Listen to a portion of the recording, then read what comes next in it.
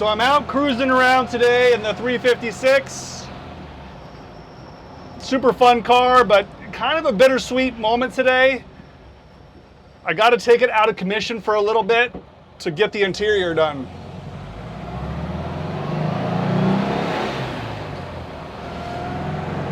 So it's been really fun driving it around, but it's time now. You can see there's only one seat in it. It's time now to get the chrome back in and also the interior back in it. So I'm going to pull the seat out today and all the pieces that are going to go over to the interior guys. Love it. I love this car.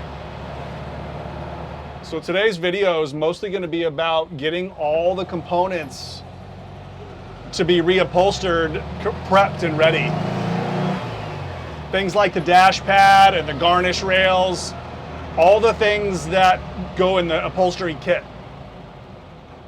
I'm going to try to do the upholstery installation myself.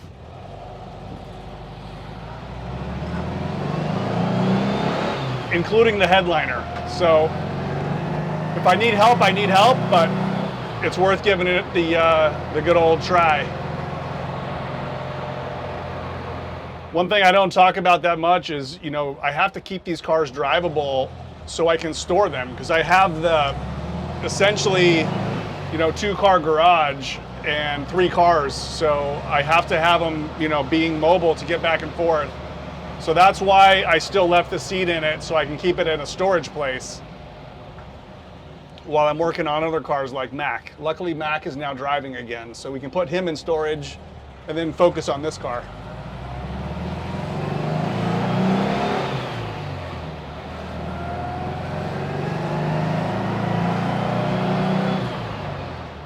So the plan is to do most of this interior myself, although, you know, the kit is going to be provided by K&H, and they do actually reupholster some of the components, like this dash, for instance, super dirty and dusty.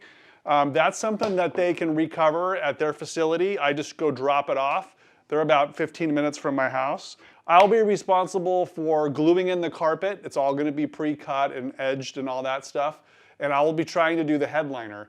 And just like with all my stuff, if I get in over my head, then I can always have the car transported over there and have them finish it.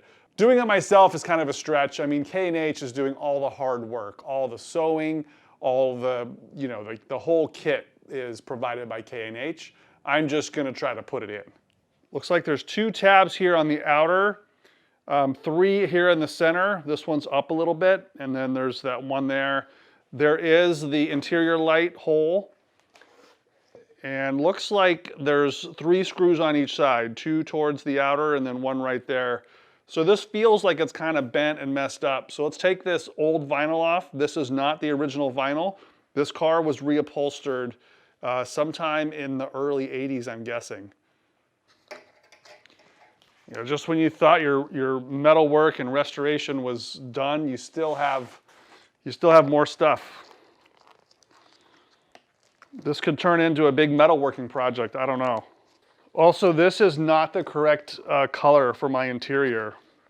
And luckily, I was able to get a component from an original interior. Tony Van from Pebble Beach let me borrow his rear seat. And I met him at Rensport. He has the correct fawn interior in his car, and so I was able to color match that with another vinyl, and that's what I'm using. And this glue doesn't stick very well to rusty metal, so I want to go ahead and paint this prior to giving it to the upholstery shop. The other thing that is noticeable on this is that this is certainly not original, and the factory did not treat the end this way. The end is supposed to continue into the door jamb and like behind the weather seal. So this is not done correctly at all. Okay, now this is very interesting. This padding here on top is something that we want to preserve as much as possible.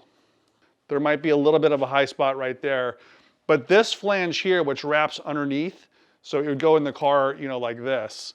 This part here is bent. It's got a lot of weird contours in this area. So I'm gonna have to do a minimal amount of hammer and dolly work. You can see how it's bent right there where the light goes. A couple sharp, little dings in it right here. Like that's a big bump. This will show through the vinyl. So I'm going to do a little bit of work on kind of getting that to a more acceptable straightness. And then this corner here has a tiny bit of rust. So I don't know if I am gonna weld on here or not. The padding here on the front is de-attached, and there's no screws or anything back here that holds it on. So it's only attached right here on this side. So it's probably gonna need to be re-glued anyways. I think what I wanna do is go ahead and just let this come off and repaint the whole metal component with epoxy primer. So it's just not gonna rust underneath the foam. This foam I think is gonna get replaced, but it's this backing right here, or this like backbone part. That is original, the coconut fiber or whatever. This needs to go probably back on. Like I think this backing piece will get reused. They may tidy it up a little bit, but I'm gonna leave that to the shop to reuse. Looks like it's in pretty decent condition, but this is why I wanted to take that off, because there's so much rust and junk underneath here. I just noticed there's some little lanced parts that they poke through. That's where the vinyl is supposed to grip onto, and the previous shop didn't even use those.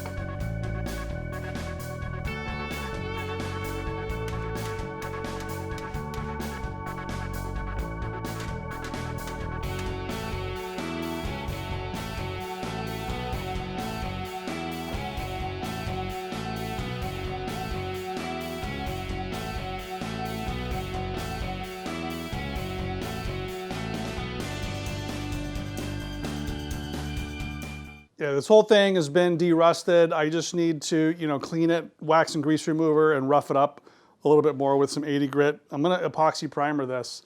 This would have been a good candidate to sandblast. However, I didn't send it to sandblast because it's so thin and there's so many pits and damage here. Like on the end here, you can see I was kind of eaten away a little bit. There is one tiny little pinhole right here on the corner. If I was to outsource this and send it to a traditional blaster, my fear is that they would have destroyed the part, and I just didn't want to take that risk. So I spent probably 2 hours on this, just getting it to the point where it is now. But at least I can save it, and I am going to try to fix the end right here. This is a very difficult thing to weld. I just don't want this to cause any problems with the vinyl, tearing or poking through or cracking or anything like that. Also, people ask me all the time, like, can you fill in pits and stuff? And generally, I just tell them no, but I'm going to fill that one in right there. It's extremely difficult. Here goes nothing.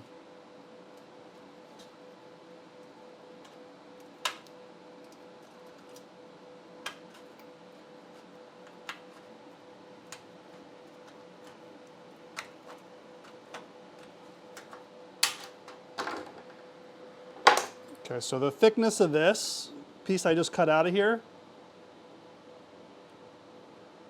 is 22 gauge.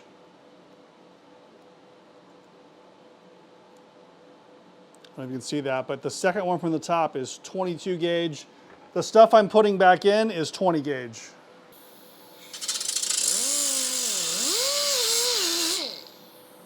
The most important thing here is to get it to fit well, and it's okay to have it too big, because once it's welded, that's the hardest part. Once it's welded, I can then shape it or cut it.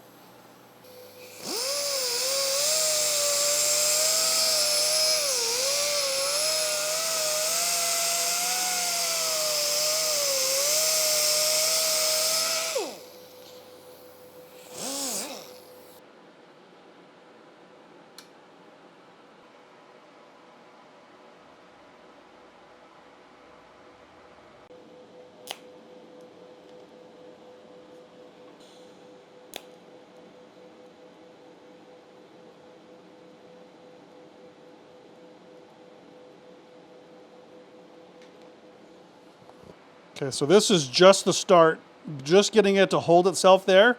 And now I'm going to hammer it a little bit and then finish welding it.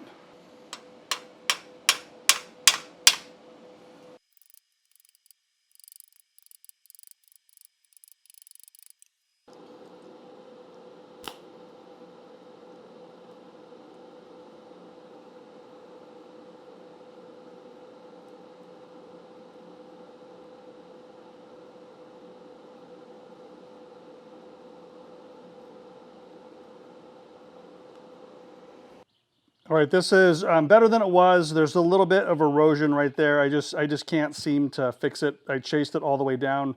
So there's going to be a little crater there, although I can probably just, smooth it out with a grinder. And then this is where that pit was that was a hole. So I just, kind of welded a bead, started where it was clean and then just drug it over the hole. I don't think the camera was on when I did that, but it was a lot of starting and stopping and just really managing the puddle and the start of the puddle. Difficult to explain. It's a difficult thing to do on this metal. I don't know how else to describe it other than, take my welding class. If you've taken my welding class, you'll know how hard that is. Just getting the bead started on something that is so fragile is very, very difficult.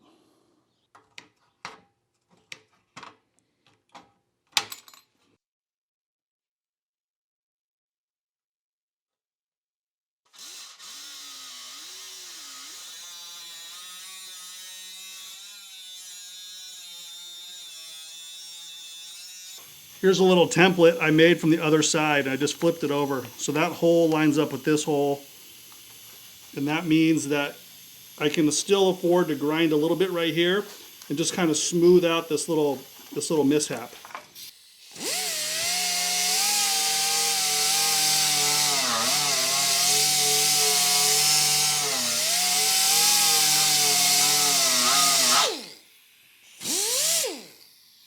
Here's the back side of that repair. The weld seam is pretty much invisible, no holes in it at all. That is the back of the hole or the pit. If this was part of my car, like a seat bottom or a floor pan or a battery box, I would have just cut it, I would have sectioned it right here and put all new metal in.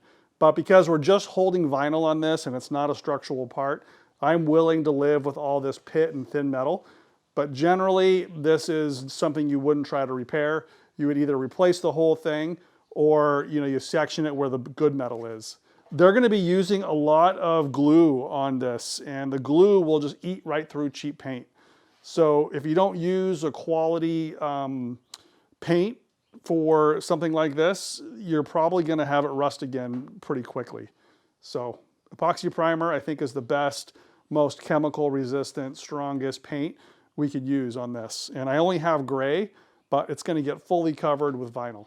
Okay, so complete reset here on the bench. I now have my door cards. And like I said, this is the wrong color and it's the wrong sort of, pleats and the pattern. Everything about it is wrong. But I can reuse. The armrests are needed to be redone. K&H will redo these for me. And then we also need this garnish rail. This is a metal piece, I think. So let's take this apart and see if it needs any metal repair too. You can see a little bit of the fuzzy strip left over. We also need to retain these brackets. and some of the bolts and stuff are missing. So these brackets and the rail. The actual cardboard will be redone. This is like roofing paper. I don't know what this is here.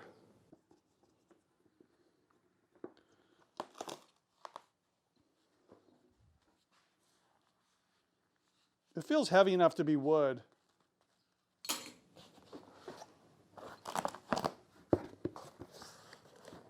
Oh, look, I even have maps. This says 1996, or maybe 1998. Cool.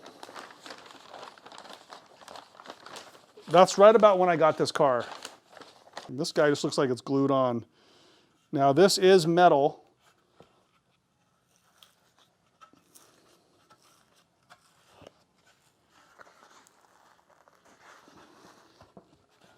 See what I mean about the glue just eating away the paint? So I imagine this is cheap paint, and it just causes rust.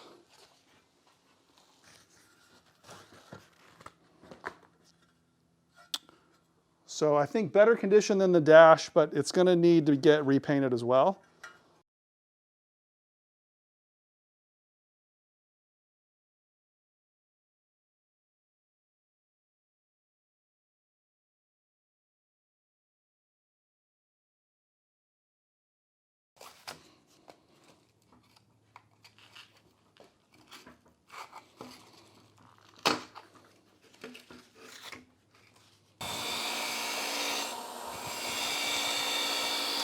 One of the reasons why I chose K&H in the first place is they are experts in Porsche interiors, and they have original templates, and they know what is original. You can just call them on the phone and say 1964 Porsche C, and they know what to make.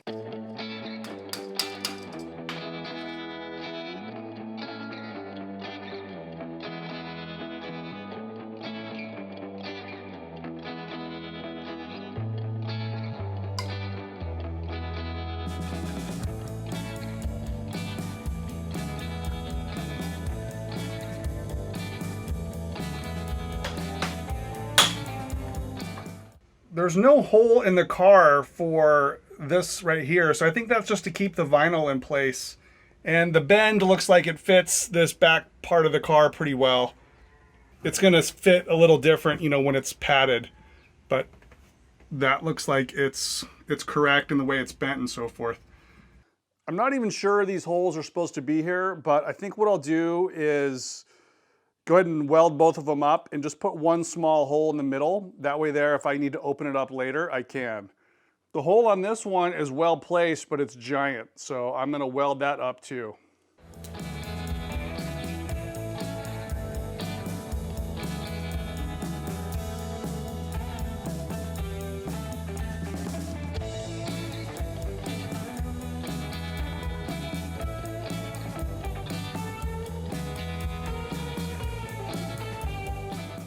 The other nice thing about closing up this hole is I want to put some Evaporust down inside this cavity because I can't wire wheel in there, but that will take care of the rust that I can't get to.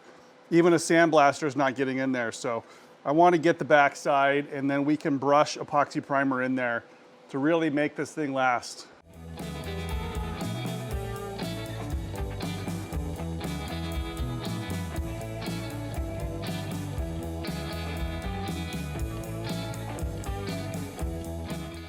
I got a lot of these parts just kind of soaking in the Evaporust. So I thought I was gonna have time to paint this stuff today, but I better just take it easy, let this thing de-rust and do its thing.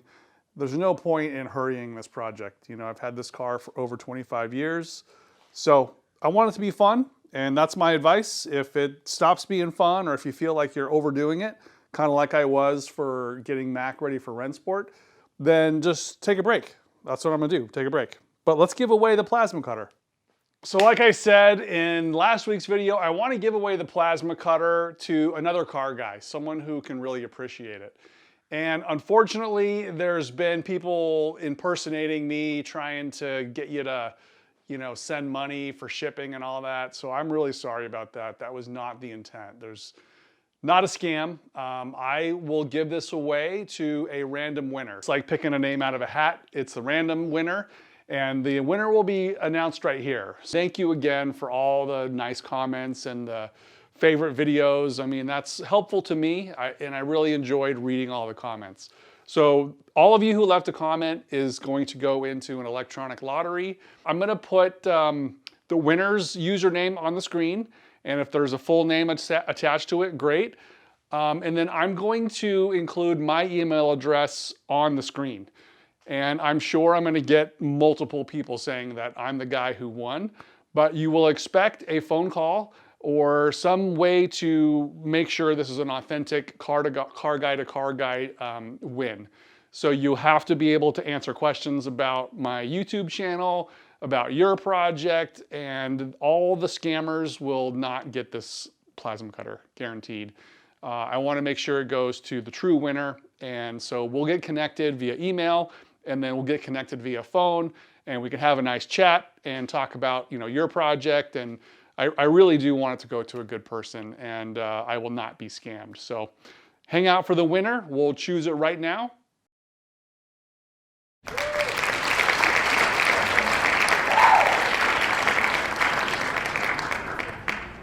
Bam, you won.